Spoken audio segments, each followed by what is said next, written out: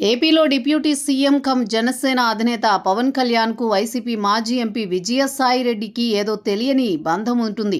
అలాగని ఇద్దరు ఎప్పుడూ కలిసినట్టు కానీ మాట్లాడుకున్నట్టు కానీ కనిపించరు. కానీ పరస్పరం విమర్శలు కూడా చేసుకోరు. అలాని పొగడ్తలు ఉండవు. కానీ ఇద్దరి ప్రస్తావన ఉమ్మడిగా పలుచోట్ల వినిపిస్తూనే ఉంటుంది. ఏపీలో తాజాగా సమస్య మీద పవన్ స్పందించిన కొన్ని రోజుల్లోనే విజయసాయిరెడ్డి కూడా స్పందించారు. తాజాగా గోదావరి జిల్లాల టూర్కు వెళ్లిన పవన్ కళ్యాణ్ అక్కడ కాలుష్యంపై తీవ్ర ఆగ్రహం వ్యక్తం చేశారు.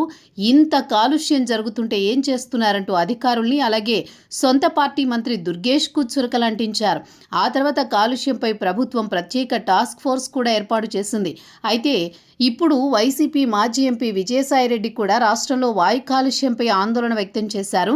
దీనిపై తక్షణం చర్యలు తీసుకోవాలని డిమాండ్ చేశారు. ప్రజా ఆరోగ్యానికి నష్టం కలిగించి అభివృద్ధి సాధించలేమని విజయసాయిరెడ్డి తెలిపారు.